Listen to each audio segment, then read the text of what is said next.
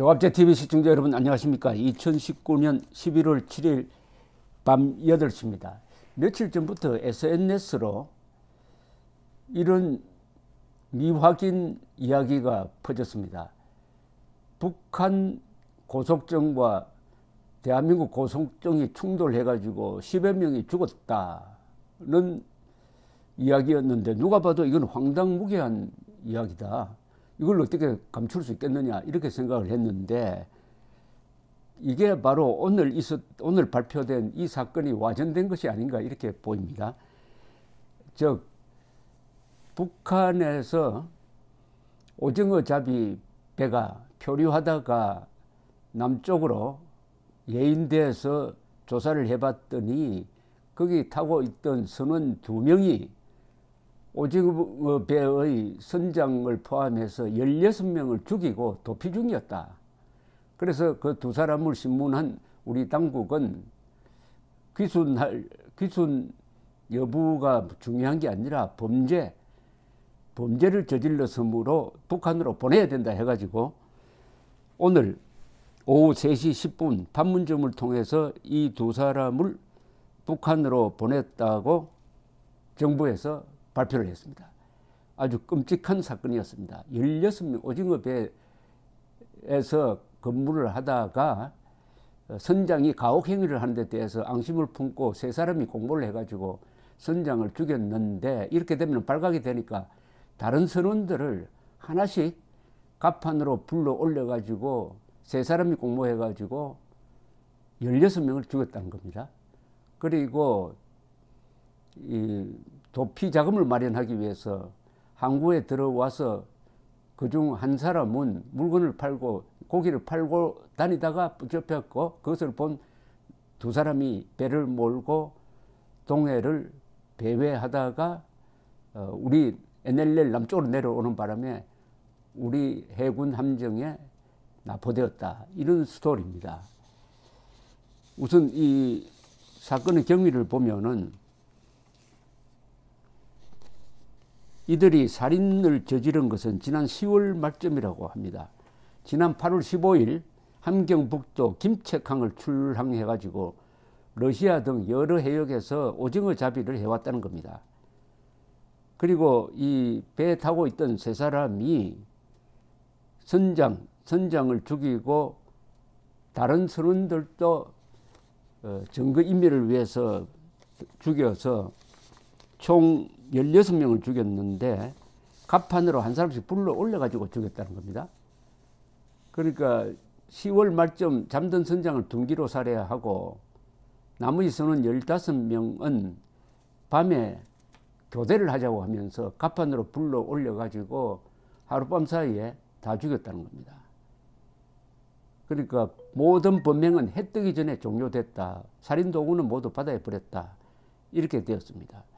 이 16명을 살해한 동료 선원을 살해한 이들은 자강도로 도망을 가렸고, 이제 도주 자금을 마련하기 위해서 김책항에 들어갔다가 오징어를 팔러 돌아다니던 한 사람이 단속에 붙들렸다. 이를 본 나머지 2사람은 겁이 나가지고 배를 타고 바다로 나와서 남쪽으로 내려왔다는 겁니다. 그리하여 동해 북방 한계선을 넘은 것을 우리 군이 포착한 것은 지난 10월 31일 오전 10시 13분쯤이었다고 합니다.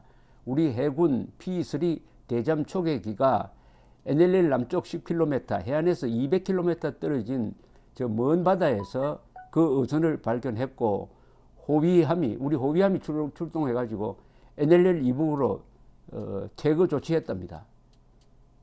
그런데 이때 북한 선원들에게 귀순 의사를 확인했으나 최초에는 귀순 의사가 없었고, 그래서 북한으로 쫓아 올렸다는 겁니다. 그러다가 11월 1일 이 배가 다시 NLL 인근에서 남쪽으로 넘어왔고, 이에 해군은 다시 퇴거 작전에 들어갔다고 합니다. 하지만 선박이 해군 통제에 불응하고 도주하는 바람에 NLL 인근에서 추격전이 벌어졌고, 이에 해군은 지난 2일 오전 10시 16분쯤 선박을 납포해가지고 동해에 있는 군항으로 끌고 왔다. 정경두 국방장관은 해당 선박에서 해군 특전 요원이 들어가서 제압을 했다. 해군 특전 요원이 투입돼 가지고 그 범인 두 사람을 제압했다는 겁니다. 배는 15m 길이의 목선이라고 합니다. 통일부 당국자는 귀순 의사를 확인하는 과정을 거치는데 정상적인 과정이라고 보이지 않는 여러 정황 때문에 귀순 의사의 진정성을 인정하기보다는 범죄 후에 도피하는 과정으로 보는 게 적절하다고 판단하고 우리 국민 생명과 안전에 영향을 미칠 요인을 고려해서 안보적 차원에서 추방을 결정했다. 그래서 북한에 연락을 해가지고 인수를 하라고 했더니 판문점에 나타나서 인수를 해서 데리고 갔다 이겁니다.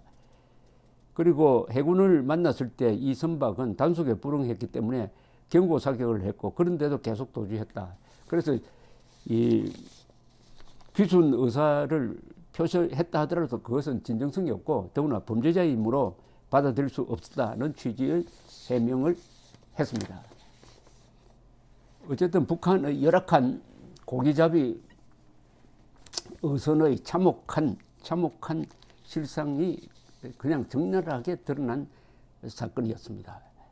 이런 비슷한 일이 예컨대 우리 1985년 3월 22일에도 있었습니다.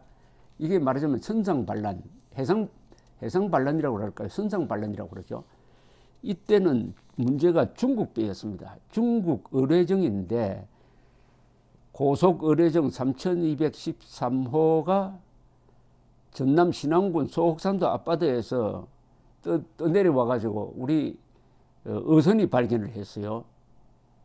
끌고 들어와 보니까 그 안에는 중상을 입은 병사 2사람과 사망자 6명 등 포함해 가지고 모두 19명이 타고 있었습니다. 왜 이런 일이 벌어졌느냐 하면은 이 의료정 5척이 기동훈련을 마치고 기지로 돌아가던 중에 상관에 불만을 품은 병사 2명이 AK-47 자동 소총을 난사를 해가지고 6명을 죽인 거예요. 그래가지고 아수라장이 된 사이에 이게 계속 떠돌아다니다가 흑산군도 그 내에서 표류했는데 우리가 납포를 했습니다. 그래서 그 타고 있는 사람들 다 붙들어서 치료받기도 하고 신문을 하고 있는 사이에 또 다른 일이 벌어졌습니다. 중국 해군이 우리 영해로 들어왔어요. 세척이 당시에 영해로 들어왔는데 그 이유는 뭐냐 하면은 구출하기 위해서 왔다는 거예요. 표류 중인 의뢰정을 구출하기 위해서 한국 영해로 들어왔어요. 그래서 우리가 그때는 국교가 없을 때입니다. 퇴거를 요구하니까 불응을 해가지고 3시간 동안 머무고 있었습니다. 그래서 우리 쪽에서는 무력으로 그냥 사격을 할까 말까 하다가 당시 이원경 외교부 장관이 이것은 대화를 통해서 해결해야 된다 했는데 대화를 할 방법이 없잖아요. 그런데 중국이 홍콩을 통해서 홍콩에 있는 신화사 통신을 통해서 우리 총영사관에 연락을 해가지고 서로 이제 교류를 하게 되었습니다. 물론 미국 CIA를 중개로 한 정보기관 사이의 대화도 있었던 것으로 보입니다. 그래서 아주 중국이 난처하게 되었습니다. 그때 1985년은 등소평이 야심차게 개혁 개방을 시작할 때였습니다.